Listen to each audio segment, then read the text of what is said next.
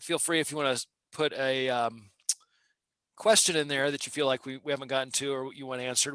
We'll kind of visit that from time to time, and we'll present some information and talk for a while, and then we'll unmute at the end. And then if you guys want to ask, just verbally ask questions that then as well you can. Okay. So thank you so much for being here. And Ms. Hoffman, you can kind of watch the door here, I guess, and I'll get started here. Um, and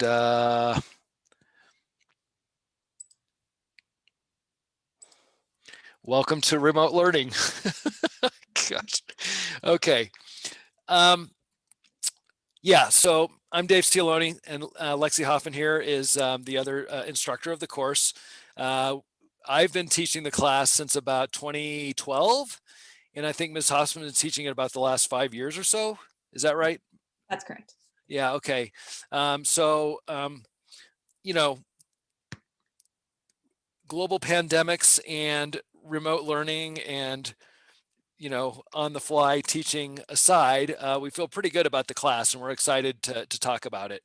And one thing I want to talk about, our purpose for tonight, it isn't to like try and convince anyone to take the class or say, I mean, we don't have an agenda here. We're just basically trying to get information to you, mom and dad and guardians, and to the kids to try and see if this class would be a good fit for the student. So really, please understand that we're just trying to put out some information here to kind of give you guys information so you can make a wise choice as to whether or not you want to jump into this next year as a sophomore or not. Okay. So I'll just talk briefly about a couple things here, and I do want you to know in our AP World History class, we do a lot of source analysis. And one thing we need to kind of consider is the source and what is the sources, what is the point of view of the source, writer or whatever. And in this case, this is coming from College Board. So I'll, leave it at that, please understand that this is coming from College Board. But what's nice for colleges is that advanced placement curriculums are a known commodity. So if we had some class like advanced history, or if we had some sort of class like US History 2, universities don't always know if that's a class of rigor or not. And so the advanced placement is a set curriculum set by College Board. So that does help favorably with regards to university admissions. And there is, if you can take some AP classes and do well on the exam, then you can potentially earn some college credit, or potentially earn some sort of scholarships and that sort of thing. Okay, and I'll show you some numbers here. Again, it's from College Board, where there's evidence that taking an advanced placement class, not necessarily this class next year as a sophomore, but advanced placement will statistically improve a student's chance of completing college. All right. And I feel like anecdotally, this happens a lot where students feel equipped to go beyond the class to be successful, not only in other high school classes, but then to go on into college and be able to be confident that they're going to be able to learn autonomously, because we are going to have throw a textbook in their lap and expect them to read it. They largely have to be attacking that text and then demonstrating knowledge of it on assessments. And so there is a certain amount of habit that the students can develop that will then later on serve them well. Again, classes here at Horizon and beyond. Okay. And Ms. Hoffman, do you want to jump in on any of this, or are you still watching the door? Or? I'm pretty good at multitasking, so I can definitely do it. Okay. AP World History has a lot of great benefits to it. You're gaining an understanding not only of the evolution of how we've created a lot of our societal, cultural, traditional, political processes, but also the interactions between these different societies. And what students start to notice is that there's this thematic methodology of how we learn history. And so that they'll see that certain things that happen in one region of the world, very similar things happen in another. And then what we do with that is they start to analyze and see, why is it that the Industrial Revolution started in Great Britain, and how come it didn't start potentially in Africa or in the Middle East? And so the students start to learn these different historical reasoning skills, such as comparison, causation, continuity, and change over time, which they use to then learn how the world works and how history is perceived. So we allow our students to look through it in what we call the spices categories. So that's social, political interactions with the environment, cultural, economic, and then how technology and science has also adapted it. Not only are they learning these different history aspects of it, but they're also working on their reading, writing, study, time management skills, because it's kind of not just learning the content of the class, but also learning how to be a college level student in order to prepare them for the course. Okay, good job. And I'm going to stop my share here real quick. That last point, the kids, a big difference between the on-level history and then our history is that, you know, we've got a book we've got to get through.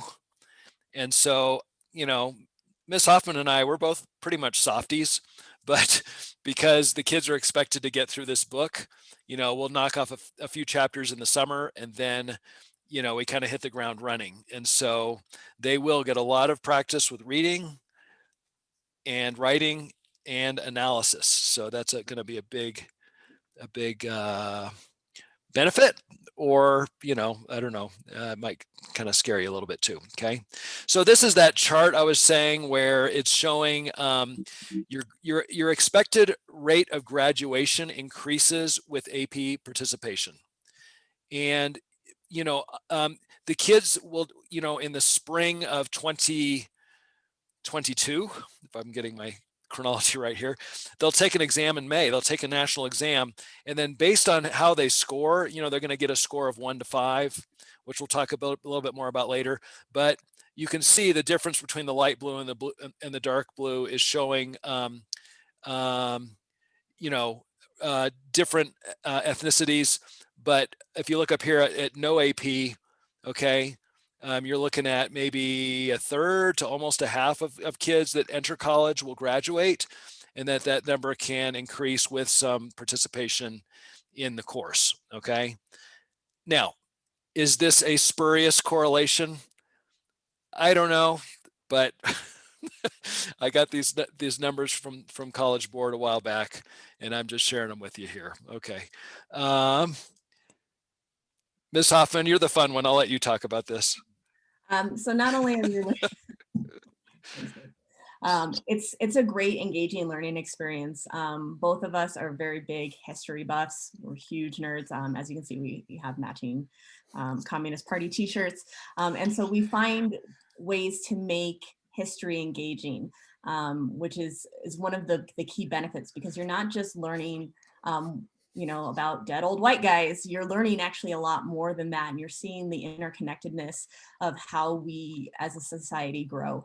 And we find different ways to do that, whether that's through videos, hands-on learning. Sometimes in the event of in-person learning, we have the ability to do simulations.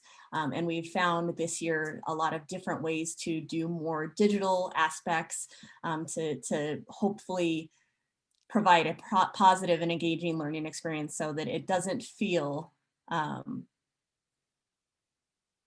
as stressful as it might be.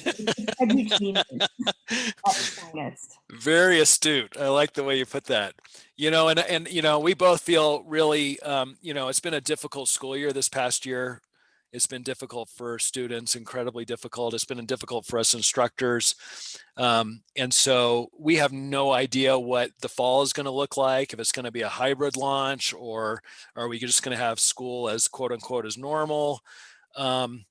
So, you know, normally we, you know, have the kids in like 4-person learning teams, and it's very little of us up front lecturing as the, you know, the expert up there. It's really a lot of the kids having discussions amongst themselves. We'd much rather have 15 or 18 different conversations happening in the classroom rather than the kids just listening to us. So I'm hopeful we can get through this next semester. We'll see.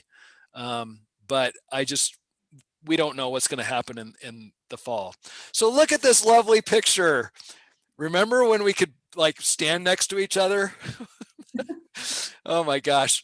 So this was dressed like a teacher day. And so my little Sean Beazles here thought they were so cute wearing plaid, which I have a proclivity for, or Star Wars shirts. So anyways, I would say that the class is really tough, but then, the kids are kind of in the trenches together and they kind of build some camaraderie. And by the spring, there's a super strong sense of accomplishment that the kids have. It's like what was super hard for them to do in August and September is a lot easier in April and May. And they kind of come through, kind of forged, tempered steel. They come through it a lot stronger and they feel really good about themselves, kind of in the home stretch. Not to say that there isn't kind of the belly of the whale moment in December, but but anyways. Okay. Is your kid ready to take AP World History next year as a sophomore? Are you ready for the answer, parents? Maybe. Okay. That's why we're here. So Ms. Hoffmann, do you want to talk about this, about the participation rates and that sort of thing? Sure. So this is based off of last year's 2020 global participation rate. So this is the number of students based off of their grade level all throughout the world. So this is an international test. So our students are competing with students from China, Great Britain, the Middle East. And so this is the breakdown of what we are seeing based off of College Board's numbers of who is taking this course. And as you can see, the large percentage, about 81% of the students are at their sophomore level. And so what that does is it explains that this is a on level course for these students to be learning. And it also means that the scores are a little bit easier for us to be able to look at the data and see what it means. It makes it a little bit easier for our students, especially because the fact that these is their very first AP class. For instance, at Horizon, we don't offer any other AP courses. We only offer CP level 9th grade courses because we don't have anything that fits in the AP level with our district. So as it is, the 10th graders are the very first ones getting this AP course. So what it does for us is it means that they're all in the same boat. It means that we can gather that our scores are accurate. And it also allows us as the teachers to help them not only navigate the course content, but also how to be an AP student, because typically students who take AP World History their sophomore year take at least one other, if not multiple AP courses in their future. Whether or not that's down the STEM route or if they stay in the humanities, that's entirely up to them. But it's kind of like the branching off and the leaping off point for our students to get a feel for how AP is. Yep. Yeah, so it's really nice that our sophomores are being measured by sophomores, kind of across the country. And Ms. Hoffmann, are we getting anything in the chat we should address now, or? Nope. Okay. It's just me mentioning where they can find the presentation if they Okay. Okay, cool. Okay. All right. Now, none of these we're going to talk a little bit like what would be maybe some red flags where maybe you're feeling in your gut, mom or dad or student, like it's like, maybe I want to wait a year, okay, kind of thing. Okay, so this is kind of anecdotal, but based on, having taught the course several times over, where kids can be on the struggle bus once the class actually starts in August. Okay, so I'm not going to read all of these to you, but obviously, kids, you got to be able to keep deadlines, and you got to read. Okay, so the course content comes from the textbook. I know a lot of you guys are really obedient and compliant student and well behaved, and you listen like a hawk in class, and if your teacher says something, it's locked in your cranium forever, and you'll regurgitate it back on the test. But a lot of what we get tested on is not necessarily verbalized ahead of time. And a lot of time, when we lecture, we're lecturing after the fact. So you really got to be able to attack the text. Okay. Um, Difficulty with writing is not I wouldn't say that would preclude you from the class, but just understand that you're going to be writing a lot, and you're going to be internalizing some rubrics that AP gives us, which is going to help you a lot. Okay. But for some kids it can kind of be a struggle. We do ask that you take notes, and we've got very specific scaffolds for how we want you to take notes. Um, and it's meant to increase your understanding of the text. It's not meant to, oh, we got to have you do something. But difficulty with writing can also be kids who write a zillion things down, like they want to rewrite the whole textbook. That's not what we want. Okay, so I'm continually telling kids to quit writing so much. A credo we have in the class is to work smarter and not harder. Okay, time management's a huge one. Usually we've got like a deadline with the text, like we've already published our deadline for the different chapters in the textbook for the whole year. So if you've got a softball tournament, or you got to go to some wedding in Nebraska or whatever, you're going to have to work around that. Okay. And then the low stress threshold is highlighted because it is a bit of a pressure cooker. And so some kids, especially you kids that see yourself as a 4.0 student, and that is who you are, and it does not compute if you have even like a 92%, that can really cause a lot of problems for kids. And we end up giving some students their first B, and for some kids that's a really great thing. It's like, the sun's still coming up, I'm okay. It's really not that big a deal. Okay. But if you've got a lot of anxiety, just having those deadlines and having that 20 to 25 pages of text reading each week to do can really kind of cause some problems for kids. So I have a lot of kids who who get stressed out a lot, and I can kind of sit beside them and try and help them out or whatever. But and they get through it. But sometimes it's like, I don't know, maybe more than they thought it was going to be. Ms. Hoffman, anything you want to add here?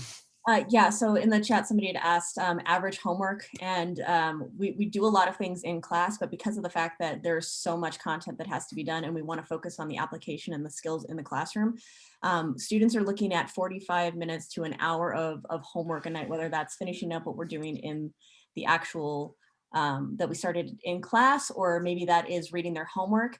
Granted, we do give over a week of information. Like a week's time to know exactly what sorry, I completely lost my train of thought. Sorry. No, you're fine. Okay. Distracting me with all the buttons. I'm sorry. But we tell them exactly when things are due, so they know. Our students currently are finishing up their information on the interwar period, and they know that starting on Tuesday they're going to have homework on the tensions of World War II and the causes and more information.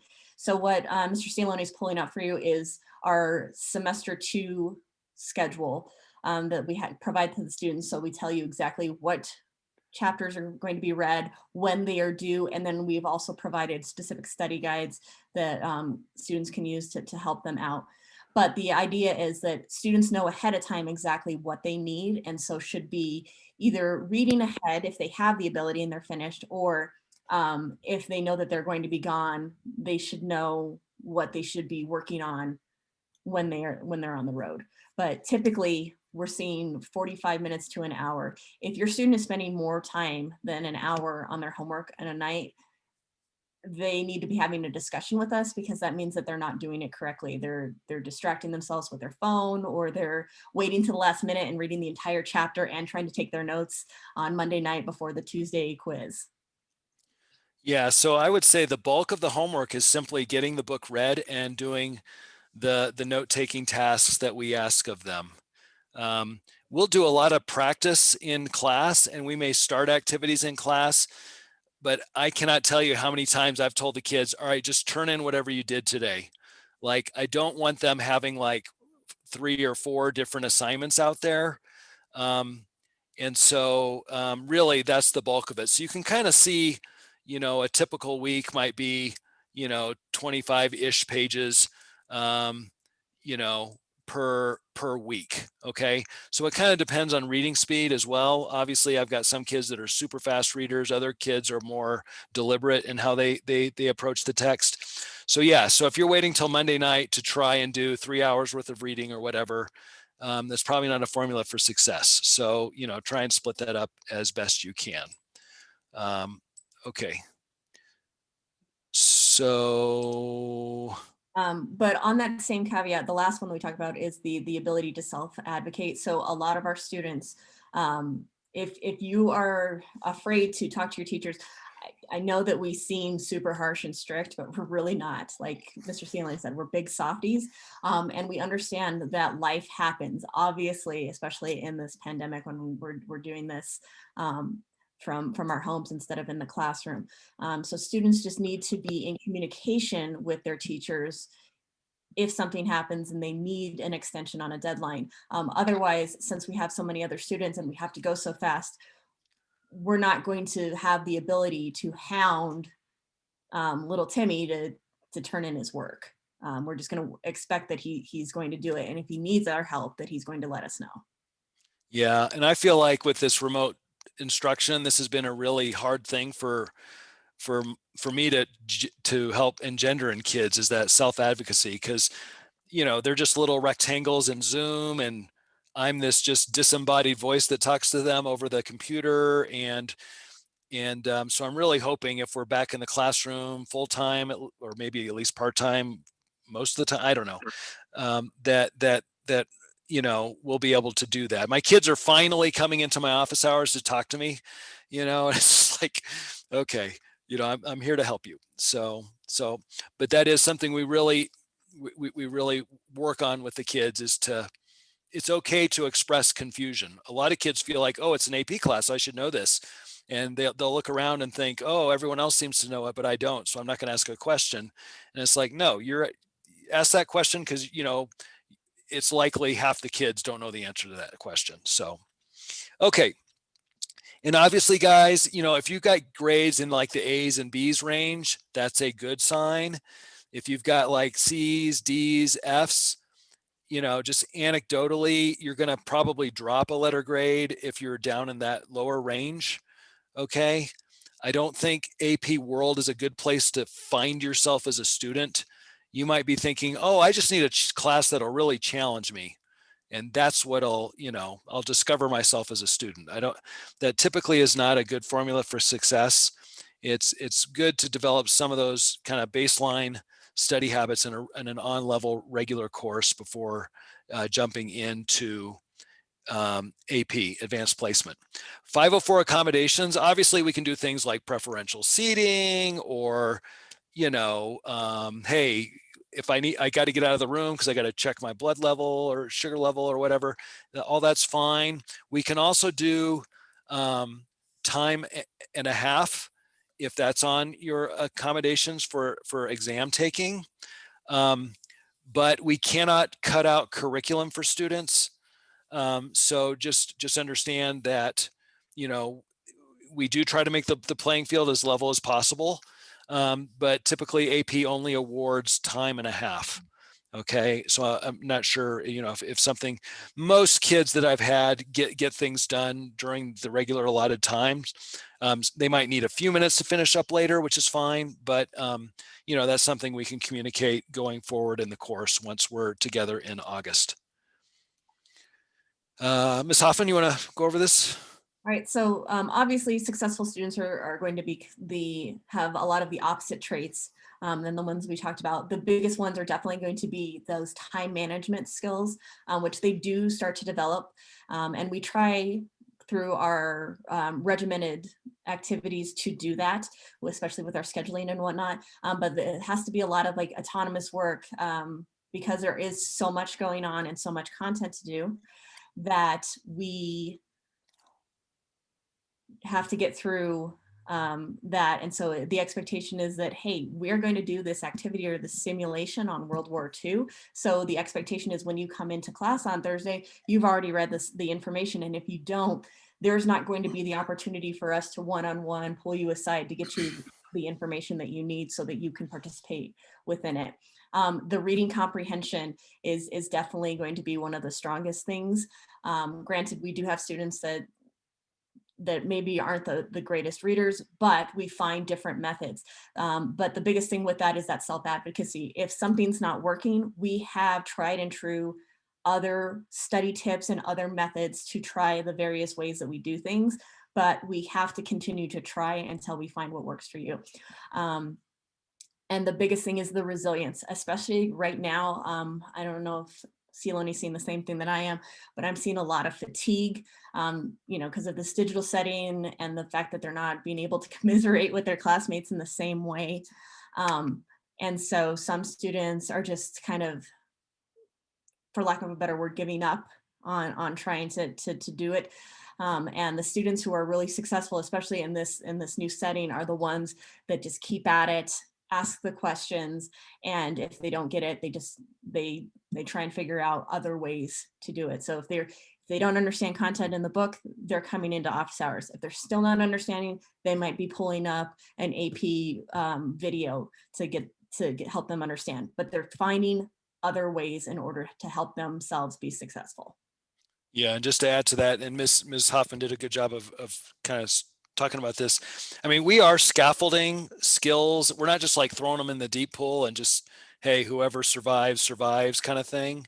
But we're doing things like encouraging kids to study with other, their peers, form little study groups, get on your little FaceTime, Snapchat, TikTok thing, whatever you do, and work together. So that resiliency too comes up when they start writing essays and they start getting B's and C's and they've never gotten a C in their entire life, and they're like, this does not compute. Why am I getting this? And so it's like, no, it's okay. And then, we can talk about it and show them the rubric and show what's expected. And kids are going to be, oh, okay, I understand that now. And then they can, maybe add in those concrete details, show some analysis, elaborate a little bit, and score better. Okay. But some kids can kind of face that challenge and they don't meet with success right away, and they kind of are treading water for a lot of the year, which is disheartening to see, but it does happen. Okay. So Yeah, just real, oh, did you want to say something, Ms. Hoffman? sorry, yeah, we just had a question about the textbook. And so I didn't know what our final Sure. thing was with that, if you wanted to discuss that. Sure. Just real quick. So we've used a book in 2013, 2012. I really kind of did a lot of research, and I found this book that had a pretty readable narrative, and a lot of AP teachers really liked it. And so we had a lot of success with it. It's called Ways of the World by Bob Strayer. And it was a good book and it served us well until AP decided to truncate the curriculum. And the reason the curriculum got truncated is because universities didn't want to award 6 points or didn't want to award 6 credit hours for kids who got a 5 in our class. And so they said, we only want it to be half of world history. And so now the course is from 1200 to the present, which means it would be about like this part of the book. And the nice part of this book, it's readable and it's got a nice narrative, but it's a little weak on like being crammed with a lot of super detailed names and dates and events. So this was insufficient for the course starting a couple years ago. So then this year we've been using this course book, and this is really not a textbook. What would you call it, Ms. Hoffman? I'd call it a supplement. Yeah, so it's really like if you wanted to study bare bones, like what do you need to know about each unit? And so it's got good information, but it's kind of blah. It's like, reading the dictionary to learn English, right? Like it's just like a bunch. So this has been, again, in digital remote learning. Kids, by the way, we're going to give you this textbook we've never used before, and it doesn't have a really exciting narrative. So okay, that's another story. But anyways, so I've been nagging the publishers to send me the latest edition, their updated edition, which hopefully we will have in the fall. And I'm thinking it looks good as far as our building budget goes, that we can buy it for the kids. So it will be Ways of the World, the AP edition, fourth edition, or something like that. But They're on the fourth. yeah, but we will hopefully have that in. Oh, Ms. Hoffman's showing it. Yeah. Sorry, this is the unabridged version that I got from the AP Institute. So it'll be like this, but it'll actually be a thick textbook. This is their cheap, show you what it is, please buy our book version. Yeah. So, and we should hopefully have that for the kids in May. So if we can get those delivered here, we're going to get them out to the students. So kids, guess what you're going to do this summer is you're going to read probably the first couple chapters and do some written work with that, just to kind of hit the ground running, so that way we can finish in April and have about a month to review before we take the exam in May of 2022. Okay. I'm not sharing my screen, am I? Okay. My students are always correcting me because, okay. All right. So anyways, you can go to the AP website and look at this stuff, but basically the kids are going to take an hour-long multiple choice test, and then they're going to do about 2.5 hours of writing. Okay. So there's a lot of emphasis on the writing. Okay. There's short answer questions. There's a long essay, and then there's a long essay that has sources, which is called the document-based question. And the document-based essay is 1/4 of the grade. And so we want to make sure the kids are ready for that. And so everything we're doing in class is kind of geared around this. Like we're doing multiple choice questions in August.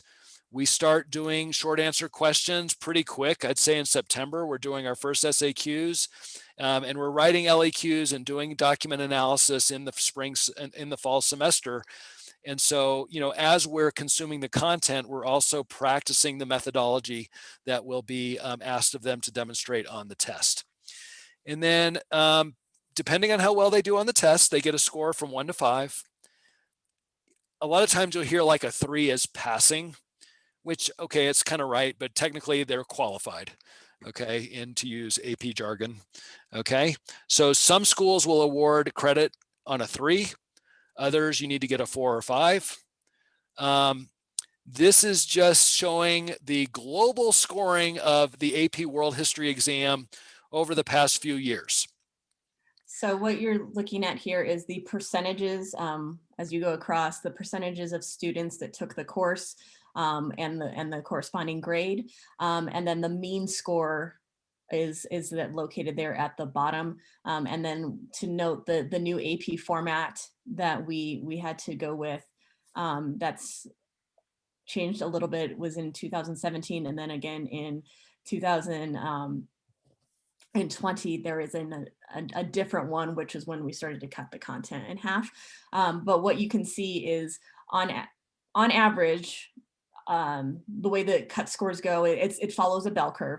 And so students are typically, as long as they're doing the work, receiving a 3, a 4, or a 5. Yeah. So, parents, I want you to note that the average score globally is below a 3. Okay. So you can see where,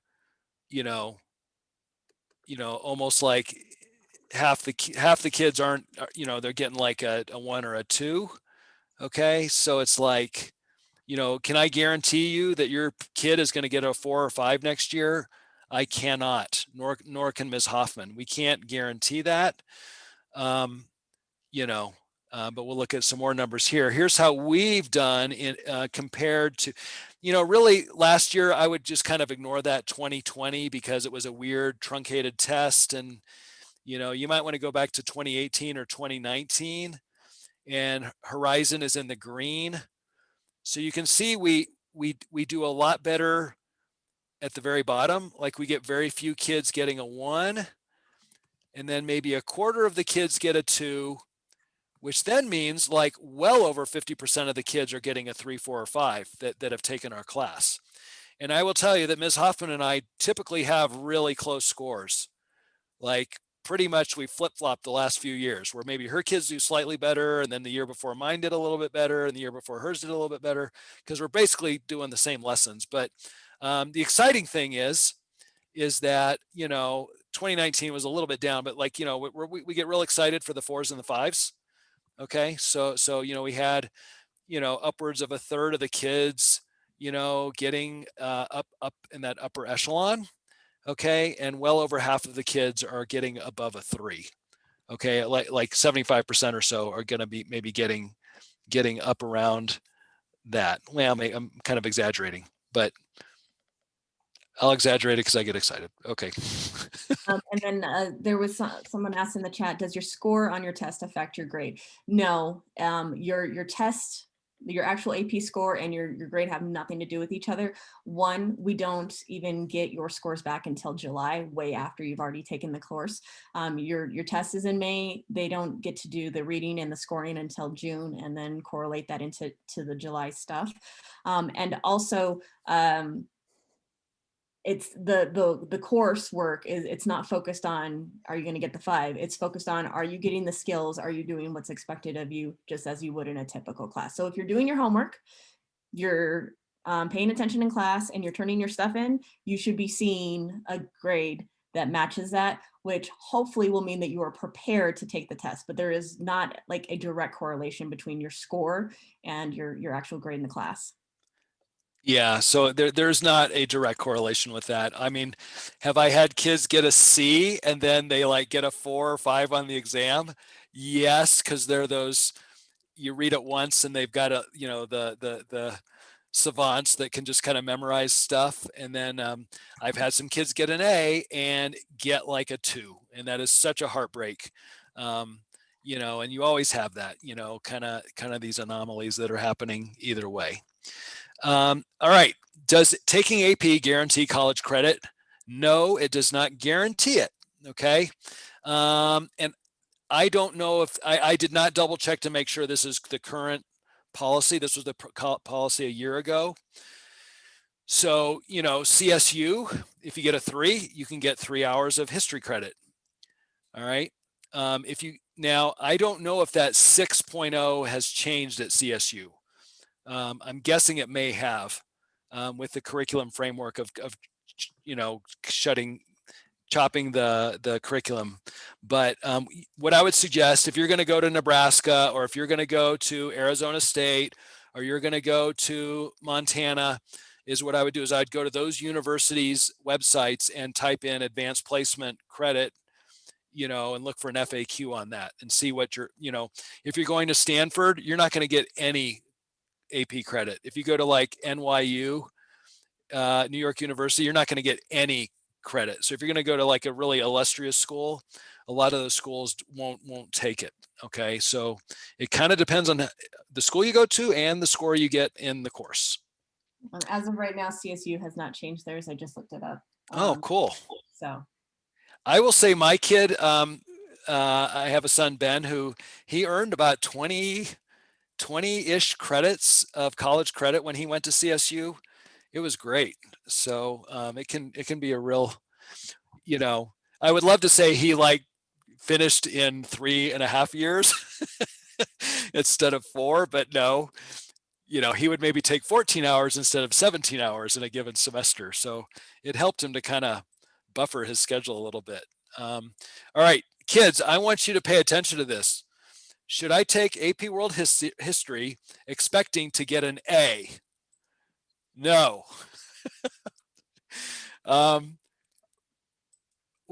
This is okay. So like this year's kind of an anomaly because I got like a bunch of kids getting A's and a bunch of kids getting F's. It's just really rough. This one hasn't been changed from last year's, so this is okay. This is pre-COVID. Yeah, this is a pre-COVID score. So I think we were looking at our scores in our 2 classes kind of halfway through second semester or halfway through third quarter. Okay. And so you can see that there is a bit of a bell curve here a little bit. Okay. Some years, maybe some more kids get A's than not, but I would just say if you want to learn and become a better student, take the class. if your overriding thing that wakes you up in the morning and drives you through school, and it's like in the essence of your soul that you must have a 4.0, I would I would maybe, say, hey, look, if having a 4.0 is what matters to you, then go ahead and just take the regular history class, and you could pick up an AP class when you're a junior or senior, when you're older and you've got more cognitive development, and it might not be as much as a challenge as a sophomore. Okay. Because you kiddos, you were in a middle school classroom 2 years ago, and now you want to read a college textbook. Okay. So it's a big bite to chew off for some kids, and they can kind of panic when that doesn't happen. Um, okay, and then I think we can kind of wrap up here real quick, Ms. Hoffman. We do team teach with English teachers, and so both of our partners are pretty good about aligning some of their skills in English with what we do in history in terms of analysis and supporting argument with concrete details, and even sometimes the content. Like right now, my partner is reading a book by Chinua Achebe called Things Fall Apart, which is set in Nigeria, and it shows some of the effects of the British colonization of Nigeria. So it helps to reinforce some of the content that we've learned. Okay. Ms. Hoffman, you want to add something there? My students are doing the same, and we're getting close to finishing that book, and they will be doing a unit on night after once we get to World War II. And so we try and find different ways to integrate. The other great thing about it is our particular English partners have made sure to use the same language, like the same verbiage and the rubrics that we are using for AP. So the students aren't having to learn two different types of information of what's expected in writing their essays. They know exactly what is meant to be done in both of them. So it's kind of a benefit to us because they're getting to get that tag team of writing skills from one our English partner as well as us. The other nice thing is pretty much every other kid in the country, they go to their AP World class and then they schlep off to English and they got to read, a Shakespeare play or something, and they have a test on the same day in both subjects. It is nice that we can work with our partners and like not crush the kids, with deadlines on the same date and that sort of thing, or at least we try to avoid it as much as possible. So that's kind of nice too.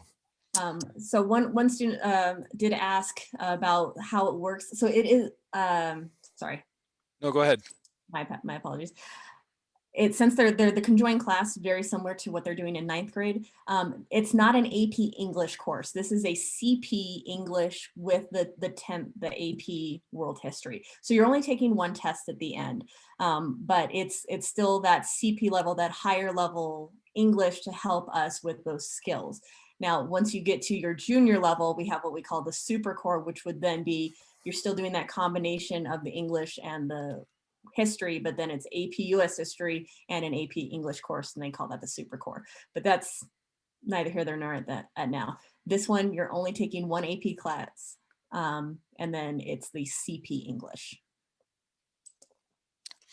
And and both our partners are just basically following the district standards and curriculum and whatnot. I know that my partner, Ms. Cavaney, she's doing similar lessons and the similar readings with her on-level course, but our kids are kind of getting extensions, and they have essentially a higher standard that they're held to with regards to some of their reading schedule and writing and that sort of thing. Okay, so because we're dealing with younger kids that maybe do not have established study habits, we have a fairly regimented approach, and this is, again, is pre-COVID. This isn't like, oh, we've got blue kids and green kids and remote kids and quarantine kids and all that, but typically, fingers crossed, return to normalcy. Okay, we'll see. So this is kind of how our week would look like. Is Monday we would do a skill lesson, like how to write thesis statements, or how to analyze primary sources, or something like that. And then Tuesday they come in, they've read a couple chapters or whatever it is the reading is, we have a quiz, and then we have a review activity that reviews the content that they've read. Okay. Now, normally we have a Wednesday intervention period at the start of school on Wednesday where the kids could come in, the quizzes are graded, they can look them over, see what they missed, get their essays back, and they get in little groups and they talk about it and compare answers and they can talk to us.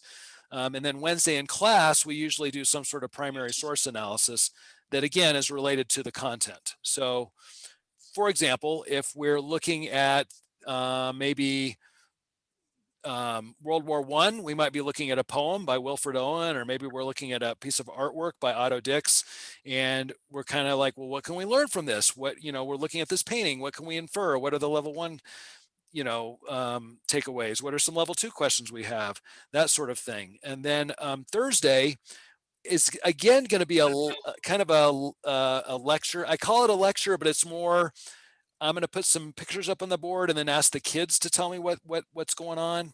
But it's going to be of the previous week's material. So we're never really ahead with like what the teacher is telling the kids. It's pretty much what the kids have read, and then we're going to reinforce that. And then Fridays typically are our assessment day, where they're going to either do maybe stimulus-based multiple choice questions, and that means like they'll get a map or a picture or a chart or a quote or a primary source, and then there's some questions, multiple choice questions they answer, or they're doing the writing practice, right? The SAQs, the LEQs, the DBQs, and that sort of thing. We didn't do note cards this year, so our kids don't know how good they have it actually that we're not doing note cards this year, but that was something we were doing typically. So I'm not sure we'll do it starting in the fall or not. We'll have to kind of wait and see. But that's kind of our weekly kind of rigmarole. And so really, again, the big homework is getting the chapter read and then having the assigned writing tasks along with that chapter when they come in on Tuesday. So the kids know that, so they can get started as early as they want to. I mean, I've got kids who would start on a, Friday night, scary enough. A lot of kids would get the bulk of the homework done over the weekend. And then I had other kids start Monday night at 9:30 at night and then not do so hot. But that's kind of the approach to the class that we've done in the past. And again, that was this year notwithstanding, it's been a complete revamp on the fly. We're going to build this airplane once it's off the ground kind of thing. And then Ms. Hoffmann, you want to finish up here? Sure. I was just trying to answer some questions in the Oh, chat.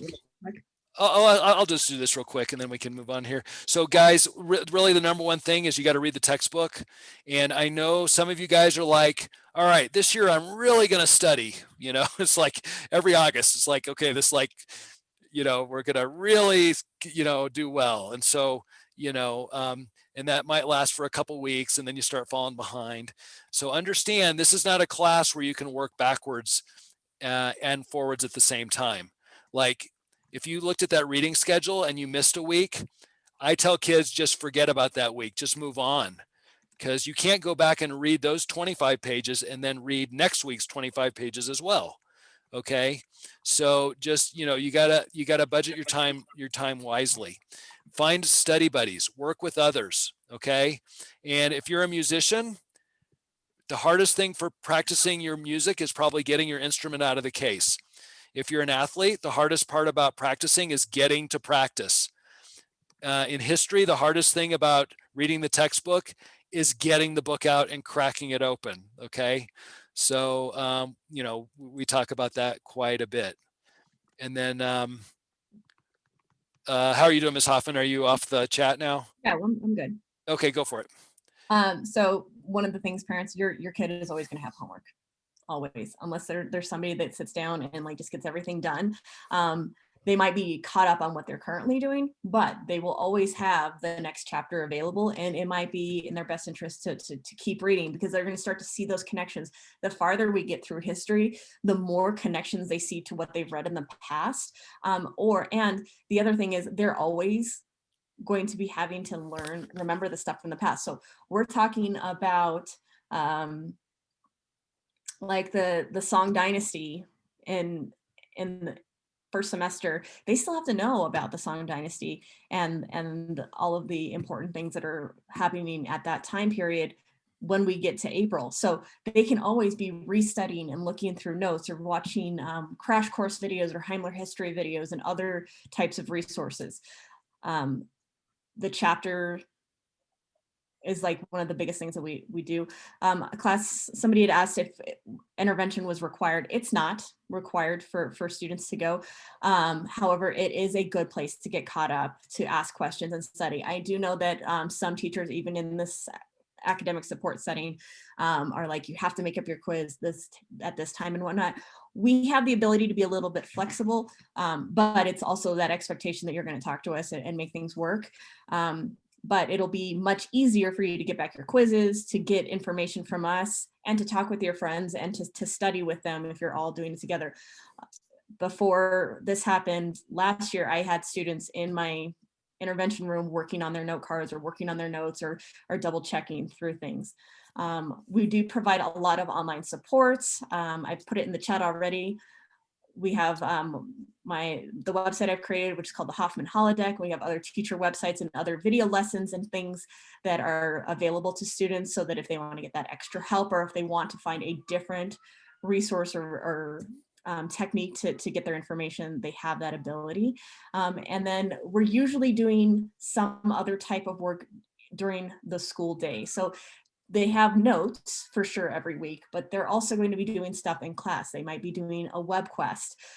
They might be watching AP, College Board has created these AP classroom videos that go over specific details of not only a section of content, but also the different skills that are needed to be successful on the exam. We might be doing things with those.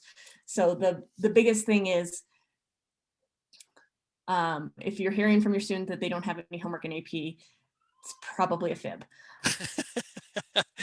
Yeah, and I'm really thankful when Ms. Hoffmann came on board, because she's young and hip and tech savvy, and so she's able to really help kind of put all that extra help availability to the kids digitally. So that's been a real boon.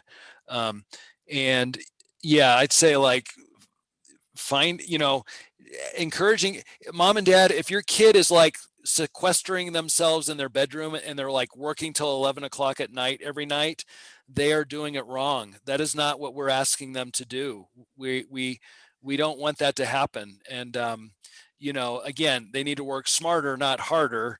And there's a methodology we're teaching first semester. Some kids ignore it, some kids embrace it, but learning to be able to budget and be efficient and that sort of thing, is something that hopefully they're going to learn.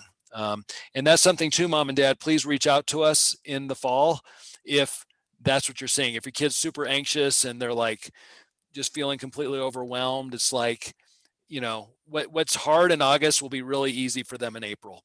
I see it a lot where these kids, they develop cognitively, and then they also realize, oh, we've been doing this a lot, and it gets easier the more I do it. And so what's maybe overwhelming at first, here's a word of warning. Okay, yeah, studying too much. Okay, that's our credo. Work smarter, not harder. Okay, because we got a lot of these like super, they want to like dot every I and cross every T and get a 99.99%. It's like, okay, kids, it's not worth it. Okay. All right. So what's going to happen is, assuming we get a textbook and assuming it doesn't have to be quarantined, in that last week or two in May, we will send an email out, kids, or we'll talk to your ninth grade teachers, and we'll have a time where you come in after school and get that book, and you'll get the reading schedule for the summer homework. The summer homework is not meant to be overwhelming, okay? But we do want to hit the ground running and get a jump start on the curriculum, and that's kind of what we're doing there. And then just reach out to us if you have any questions. And then Ms. Hoffmann, do you want to mention the little survey thingy, or? Sure, absolutely. So I did provide a survey. Sorry, you can hear my son. It's bedtime. Let him in, John. My apologies. he gets upset if he doesn't see mom before bedtime. Somebody asked in the chat, can you drop the class and go to a normal core if it's too difficult? And unfortunately, because of the way that the numbers are, we don't have the ability to do that. Our numbers are typically smaller just because there's not as many students that take them. So on average, we might be seeing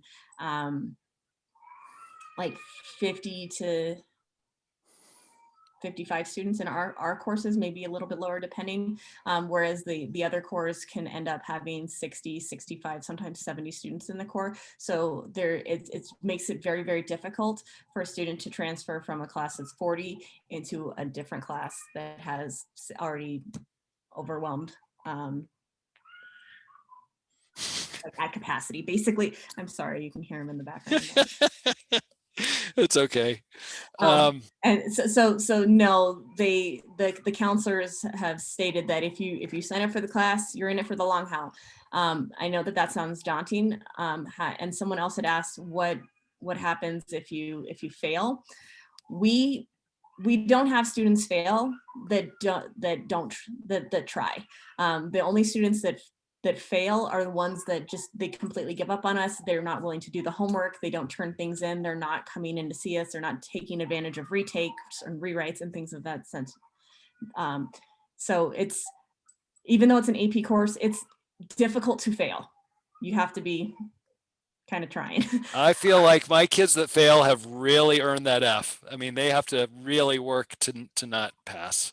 Yeah. And then, yes, we do give semester finals. We try to mimic the ones that are similar to the AP exam. So we'll do stimulus-based multiple choice questions or an essay, and practice some of the other things that we do, but there are finals. When it comes to the end of May, once you've already taken your test, your final is much easier because you've already done all of the big work in that spring semester, but there are some. And yes, Jaden, that's a great question. The class is weighted. So because the assumption is the class is tougher, then that means that an A is actually worth a 5.0 on a 4.0 scale. And if you get that B, and I know kids, for some of you, that's just going to stick in your craw, that B is still a 4.0. So you can still maintain your 4.0 average and get a B in the class. Okay. So I guess, Ms. Hoffmann, why don't we just, if we've answered your questions and you think you're good to go, thank you so much for coming. And then maybe let's allow, well, hello, Levi. Hi. Hi. Maybe Ms. Hoffmann, can you allow participants to unmute themselves? Yeah, absolutely. Let And me then, change. so you can put a question in the chat or just ask it. And, but you know what, you're free to go. And thanks so much for coming. And you can email us too later if a question comes up. Thank you all for your time. We appreciate it.